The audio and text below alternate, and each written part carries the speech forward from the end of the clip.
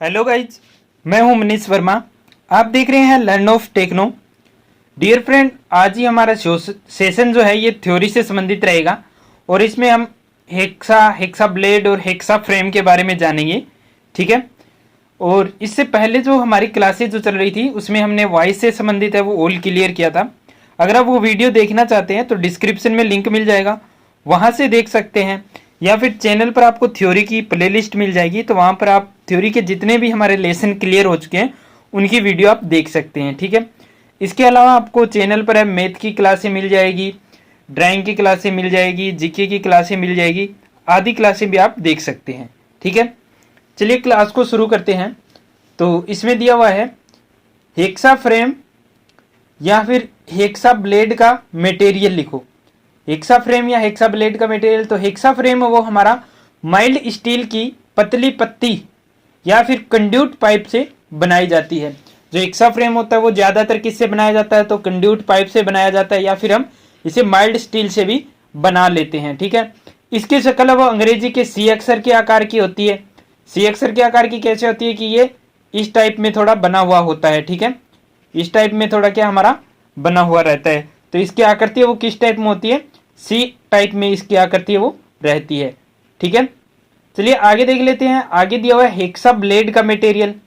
अब hexa blade, तो hexa blade है वो साधारणतः high carbon steel, tungsten steel या हाई स्पीड स्टील के बनाए जाते हैं तथा हार्डवेयर टेम्पर होते हैं। अब हार्डवेयर टेम्पर क्यों किया जाता है, तो हार्डवेयर टेम्पर इसलिए किया जाता है ताकि दूसरी धातु को क्या आसानी से काट सके। अब एक धातु दूसरी धातु से ज्यादा हार्ड होगी तभी वो उस धातु को काट पाएगी, तो इसलिए क्या इनको क्या हाई कार्बन स्टील या हाई स्पीड स्टील से बनाकर क्या हार्ड कर दिया जाता है। और हार्ड करते हैं तो इसमें क्या भंगुरता का गुण आ जाता है, ब्रिटलनेस का गुण आ जाता है, तो जिससे क्या झटके लगने से टूटने का डर रहता है। तो इसलिए क्या इनको टेम्पर किया जाता है। अब टेम्परिंग करते हैं तो क्या हार्डनेस के जो हार्डनेस में जो ब्रिटलनेस जो आती है, तो क्या टेम्परिंग करते समय ब्रिटलनेस है वो कम हो जाती है। ठीक है। चलिए आगे इसमें दिया हुआ है हेक्सा फ्रेम का चित्र बनाकर उसके पार्ट्स के नाम लिखो। तो ये नीचे फिगर दिया हुआ है, इसके पार्ट्स दिए हुए हैं। जैसे ये क्या फ्रेम है, इसका सॉलिड फ्रेम, ये हैंडल है, यहाँ पर क्या इसमें फेरुल लगा होता है। ठीक है। ये यहाँ पर पिंग होती है जो क्या पेरंग दे रखा है इसमें, ये ब्लेड है हेक्सा ब्लेड, ये विंग नट दे रखा है आगे, ये क्या है स्लाइडिंग स्क्रू है। ठीक है। ये क्या है यहाँ पर स्लाइडिंग स्क्रू होता है जो आगे पीछे एडजस्ट रहता है, लेकिन ये जो यहाँ पर जो ये पिन रहती है ये फिक्स रहती है। ठीक है। आगे इसमें देख लेते हैं।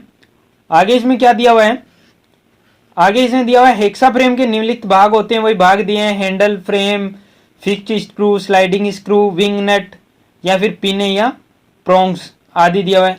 अब हेक्सा किसे कहते हैं और इसके फ्रेम है वो कितनी प्रकार के होते हैं, तो हेक्सा किसे कहते हैं। हेक्सा एक कटिंग टूल है। क्या है हेक्सा, हेक्सा एक कटिंग टूल है जो कि धातु को क्या है छोटे छोटे बारीक कणों के रूप में क्या है काटता है। ठीक है। तो हेक्सा एक कटिंग टूल है, इसके द्वारा पाइप, सीट व अलग अलग आकार की धातुएं वो काटी जाती है। धातु को हेक्सा द्वारा काटने की क्रिया को हेक्साइंग कहते हैं। ठीक है। धातु को हेक्सा द्वारा काटने की क्रिया को क्या कहते हैं, हेक्साइंग कहते हैं। ठीक है। नेक्स्ट है हमारा फ्रेम। अब हेक्सा ब्लेड को हम किसमें क्लैंप करेंगे, तो हेक्सा के लिए फ्रेम होगा एक, हेक्सा फ्रेम जिसे बोलते हैं, उसमें क्या हेक्सा ब्लेड लगा करके हम कटिंग करते हैं। तो हेक्सा फ्रेम के दोनों तरफ से समकोण पर मुड़ा होता है। हेक्सा फ्रेम हो क्या दोनों साइड से समकोण पर मुड़ा होता है, इस टाइप में थोड़ा बना हुआ होता है। ठीक है। यहाँ पर क्या है इसमें ब्लेड लग जाएगी एक साइड में, यहाँ पर क्या है एक हैंडल लगा होगा। ठीक है। इस टाइप में थोड़ा बना होता है। यहाँ पर क्या है हमारा विंग नट होता है। अब क्या फ्रेम है वो दोनों तरफ से समकोण पर मुड़ा होता है, इधर से भी समकोण पर मुड़ा और यहाँ से भी समकोण पर मुड़ा है। इसके एक तरफ हैंडल और दूसरी तरफ स्लाइडिंग स्क्रू लगा होता है। एक तरफ क्या है इधर क्या है हमारा हैंडल है और सामने क्या है यहाँ पर स्लाइडिंग स्क्रू लगा होता है। हैंडल के साथ फिक्स स्क्रू लगा होता है। हैंडल के साथ में यहाँ पर ब्लेड फिट करने के लिए क्या फिक्स स्क्रू लगा होता है, पिन लगी होती है जो फिक्स रहती है। इस दोनों में पिन लगी होती है। अब जो स्क्रू जो लगे होते हैं उनमें क्या होती है पिन लगी होती है। ठीक है। जिसमें ब्लेड फिट होता है। स्लाइडिंग स्क्रू को कसने के लिए विंग नट लगा होता है, इससे ब्लेड टाइट होता है। ये फ्रेम है वो कितने प्रकार के होते हैं, 3 प्रकार के ये फ्रेम आपको देखने के लिए मिल जाते हैं। ठीक है। अब ये 3 टाइप के कौन से होते हैं और इनको 3 टाइप से क्यों बनाए गए हैं। हेक्सा फ्रेम है वो एक टाइप का भी बना सकते थे, लेकिन इनको अलग अलग 3 टाइप से क्यों बनाया गया है, इसका क्या रीजन है, कहाँ इनका यूज होता है, तो देखते हैं। Solid hexa frame. अब सॉलिड हेक्सा फ्रेम कौन सा होता है, इस फ्रेम में केवल एक ही साइज का ब्लेड है वो होता है, यानी कि इसमें क्या है, जैसे कि अगर 250 मिलीमीटर का हेक्सा फ्रेम बना हुआ है तो इसमें क्या 250 मिलीमीटर के साइज की हेक्सा ब्लेड हम क्या इसमें क्लैंप कर सकते हैं। अगर 300 मिलीमीटर की ब्लेड है तो वो इसमें क्या है हम होल्ड नहीं कर पाएंगे। तो इसलिए क्या ये सॉलिड हेक्सा फ्रेम है, ये क्या फिक्स हेक्सा फ्रेम है। यदि फ्रेम 250 मिलीमीटर की है तो इसमें 250 मिलीमीटर लंबा ही ब्लेड फिट होगा। हैंडल की आकृति के अनुसार ये कितना प्रकार का होता है, दो होता है, स्ट्रेट हैंडल सॉलिड फ्रेम और पिस्टल ग्रिप सॉलिड फ्रेम। अब पिस्टल ग्रिप कौन सा टाइप का होता है, तो पिस्टल ग्रिप है थोड़ा इस टाइप का होता है, थोड़ा मैं आपको बता देता हूँ फ्री हैंड में। जैसे कि स्ट्रेट हैंडल किस टाइप में होगा, स्ट्रेट हैंडल इस टाइप में रहेगा, थोड़ा सा हमारा स्ट्रेट हैंडल थोड़ा इस टाइप में होता है। लेकिन जो पिस्टल ग्रिप होगा ना, पिस्टल ग्रिप वो किस टाइप में होगा, वो इस टाइप में होगा, जैसे कि यहां से ए से आया, फिर थोड़ा ए से हो गया, अब इसके बीच में क्या यहां से इसको क्या पकड़ने के लिए जगह है, यहां पर क्या अंगूठा रखने के लिए जगह होती है, इस टाइप में थोड़ा बना होता है, वो क्या होता है पिस्टल ग्रिप फ्रेम होता है, ठीक है, हैंडल होता है, ठीक है। चलिए आगे देख लेते हैं, हो सकता है इसमें फिगर भी दिया हुआ आगे हमें, तो आगे इसमें जो फिगर दिया हुआ है ये देखिए, इसमें फिगर दिया है बी नंबर में, सॉलिड हेक्सा फ्रेम, ठीक है। कौन सा वाला, पिस्टल ग्रिप, जो मैंने आपको अभी फिगर में बताया था ये वाला है, ये क्या है पिस्टल ग्रिप है, और ये क्या है, ये है सॉलिड टाइप या स्ट्रेट हैंडल है, ठीक है। ये क्या है, यहां से इसके अंदर से यहां से क्या इसको ग्रिप कर सकते हैं और यहां पर क्या अंगूठा लगा सकते हैं इसके ऊपर, ठीक है। तो इसके लिए क्या ये थोड़ा पिस्टल टाइप में बंदूक के टाइप का रहता है, ठीक है। तो ये क्या सॉलिड हेक्सा फ्रेम है।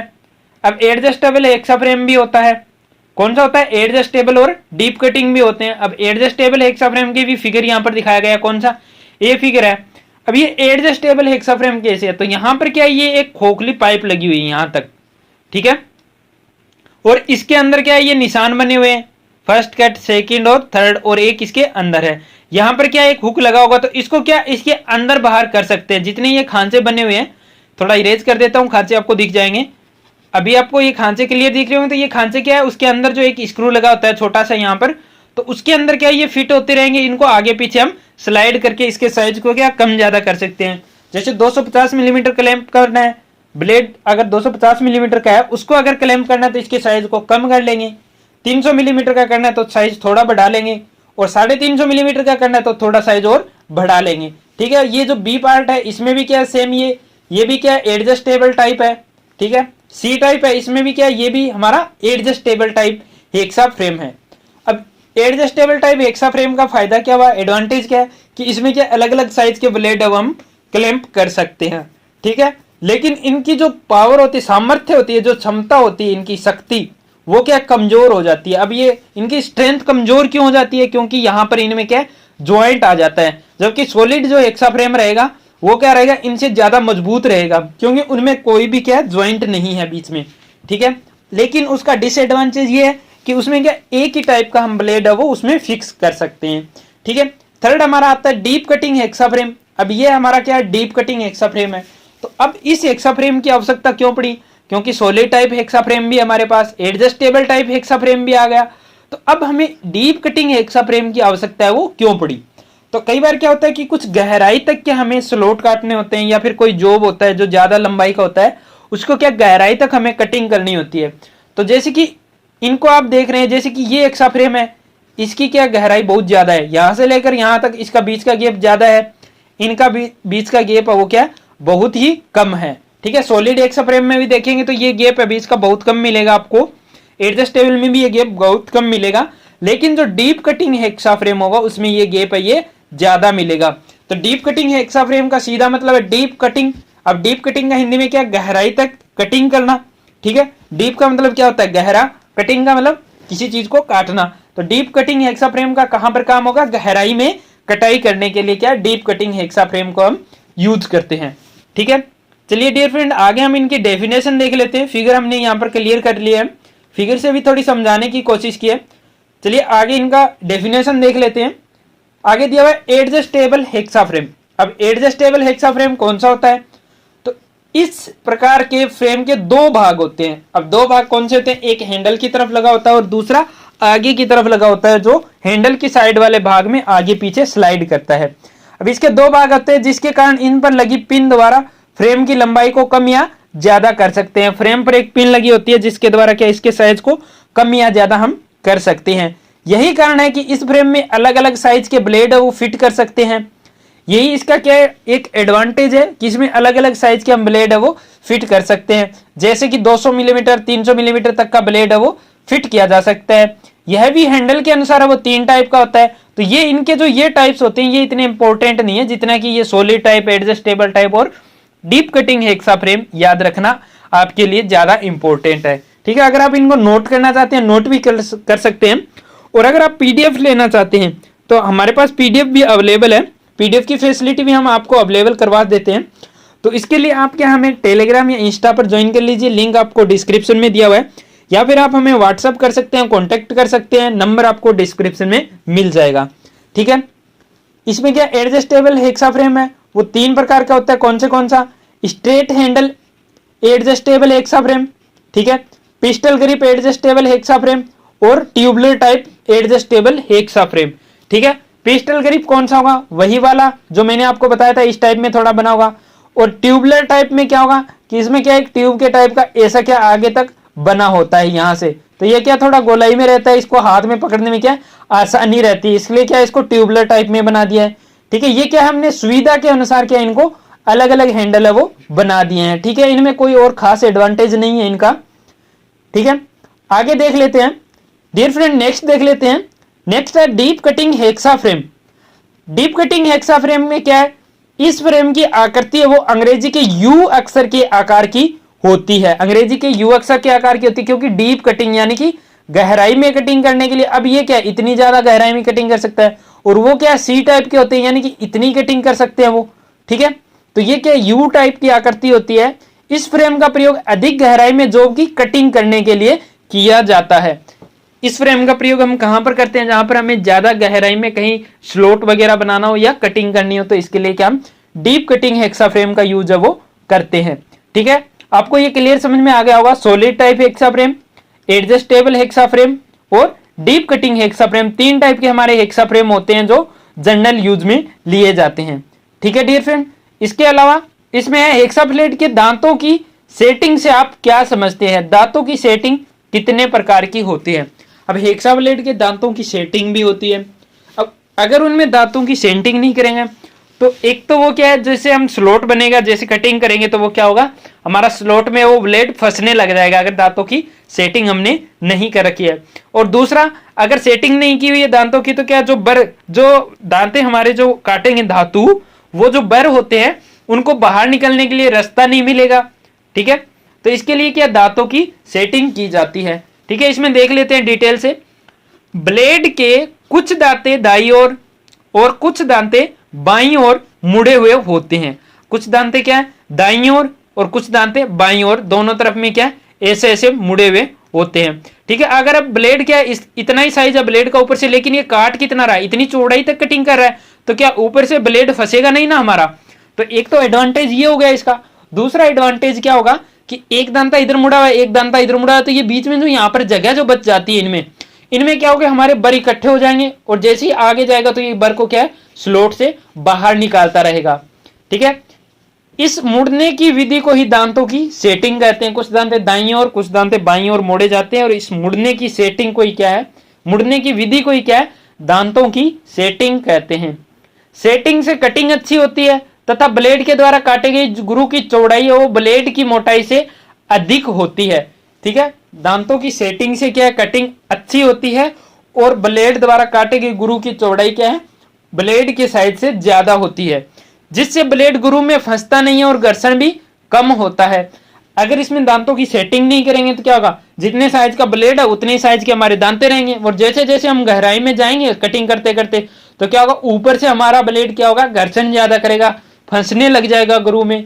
तो इस चीजों से क्या बचने के लिए क्या दांतों की सेटिंग की जाती है, जिससे क्या कटिंग में आसानी से हो जाती है। अब ये दांतों की सेटिंग है वो भी क्या अलग अलग टाइप से की जाती है। इनके भी क्या 2 से 3 टाइप होते हैं, उनसे क्या दांतों की सेटिंग है वो की जाती है। अब ये दांतों की सेटिंग है वो 2 से 3 टाइप से क्यों की जाती है, तो ये की जाती है हमारे काम के अनुसार। ठीक है, काम के अनुसार क्या है दांतों की सेटिंग है वो की जाती है। दांतों की सेटिंग है वो 3 प्रकार की होती है, ठीक है, मोस्टली 3 टाइप की होती है दांतों की सेटिंग। तो इसमें क्या, फर्स्ट में स्टैंडर्ड या रेगुलर अल्टरनेट सेटिंग।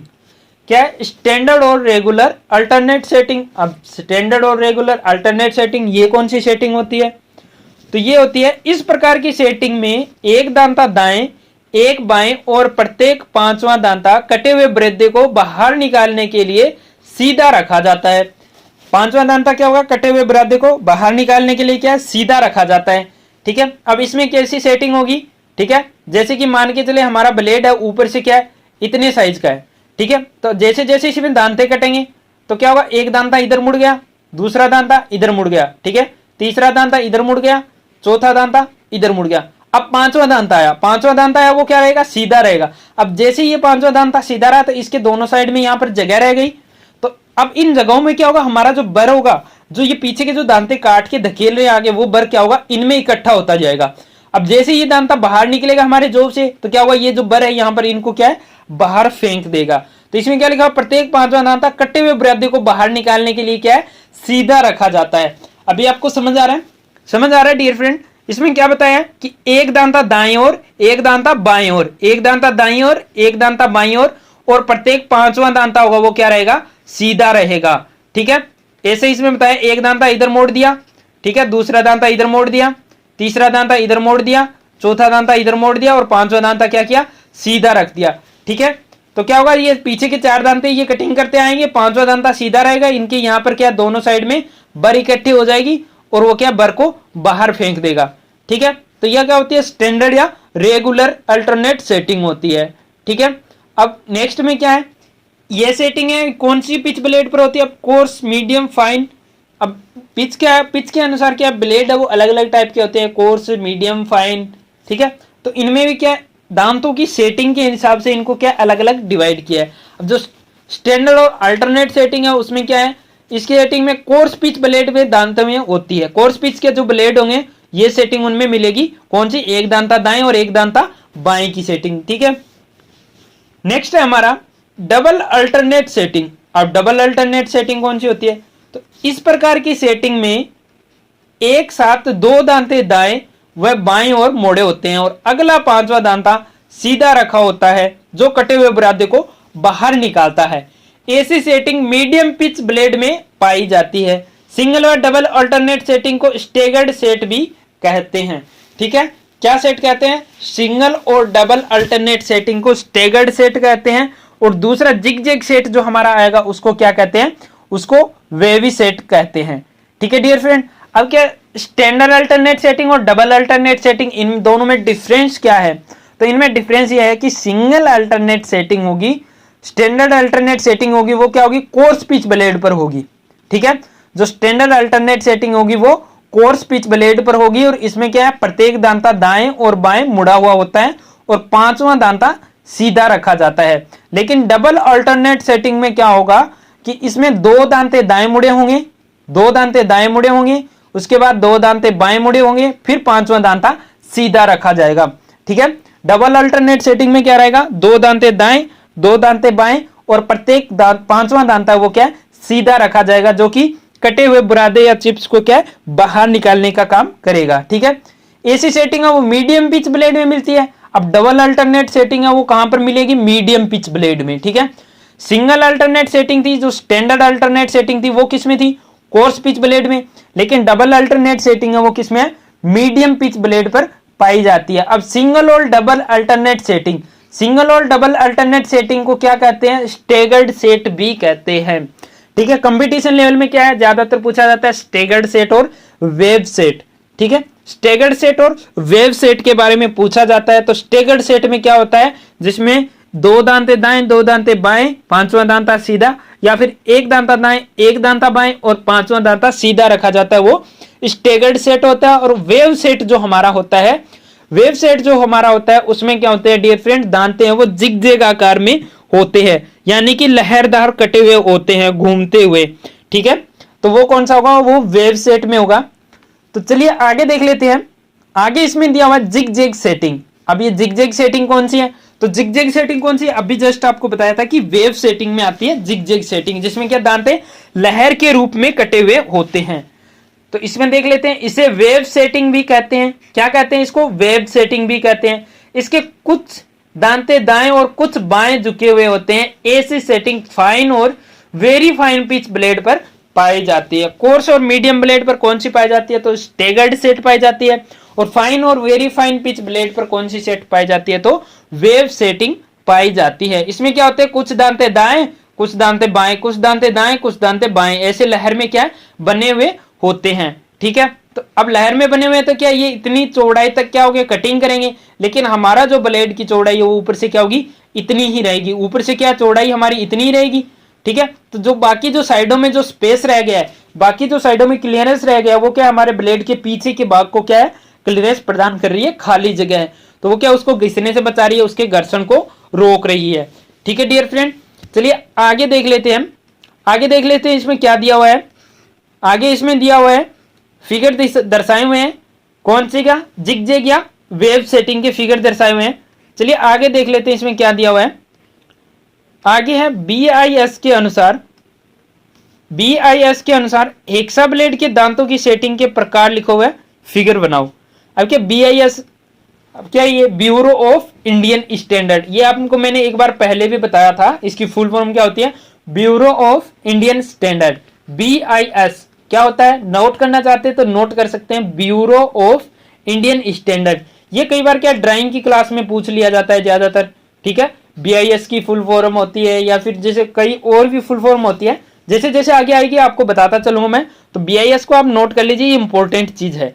ठीक है, ब्यूरो ऑफ इंडियन स्टैंडर्ड। तो ब्यूरो ऑफ इंडियन स्टैंडर्ड के अनुसार हेक्सा ब्लेड के दांतों की सेटिंग है वो 2 प्रकार की होती है।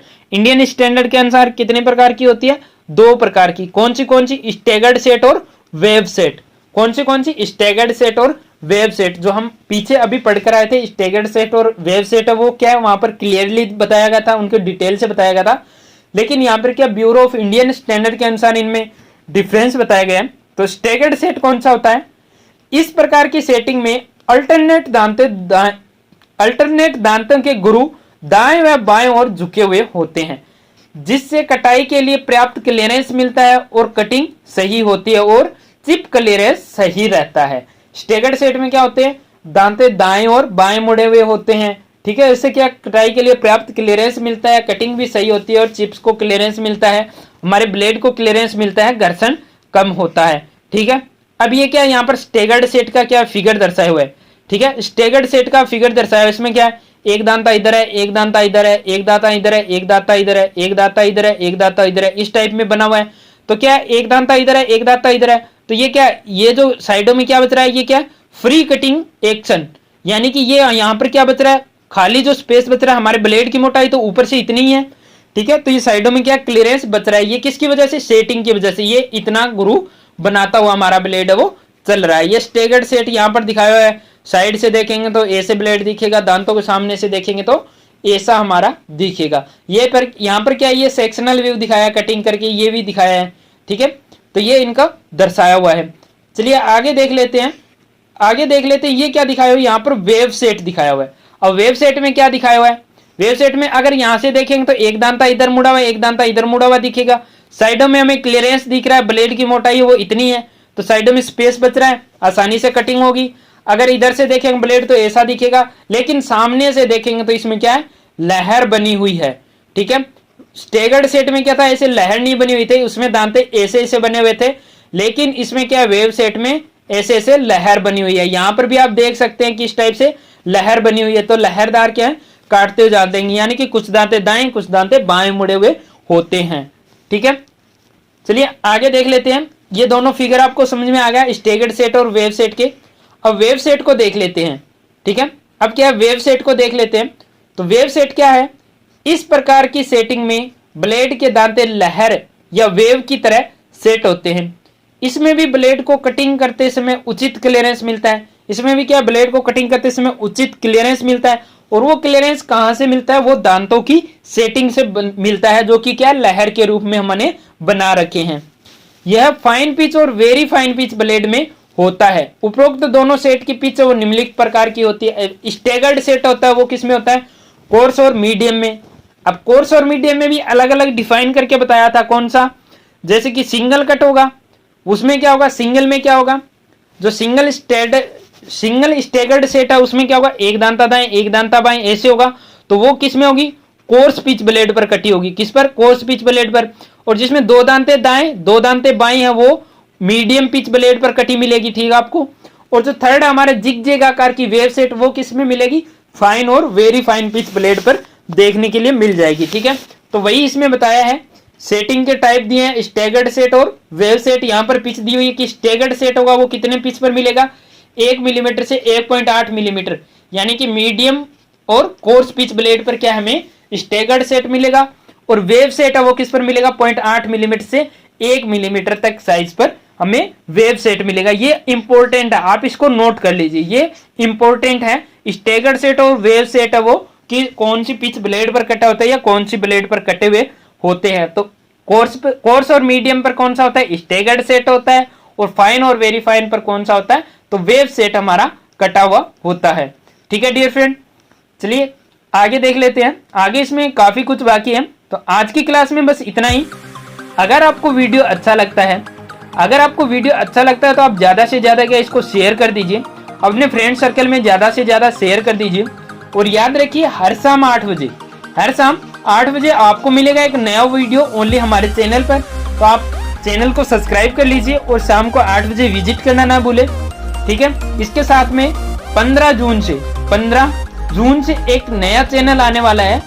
उस चैनल में आपको क्या किस टाइप के वीडियो मिलेंगे, उसमें आपको जैसे रोयल की किताब है, अरिहंत की है, प्रीतम ठाकुर की है, निम्मी की है, इंग्लिश की बुक्स है, इनमें से शोध करके एक स्पेशल वीडियो बनाया जाएगा। एक पर्टिकुलर वीडियो रहेगा, हर एक वीडियो बहुत ही इंपॉर्टेंट वीडियो रहेगा, बहुत ही इंपॉर्टेंट नोट उसमें आपको देखने के लिए मिलेंगे। तो 15 जून से आने वाला है। जैसे ही पब्लिश होगा तो आपको लिंक मिल जाएगा, तो वहां से आप उसे ज्वाइन कर सकते हैं। और कोई भी कंपटीशन लेवल की अगर आप तैयारी कर रहे हैं तो आप उस चैनल को जरूर ज्वाइन कर लीजिए, आपको पूरा प्रॉफिट वहां से मिलने वाला है, ठीक है डियर फ्रेंड। चलिए, thanks for watching and bye bye.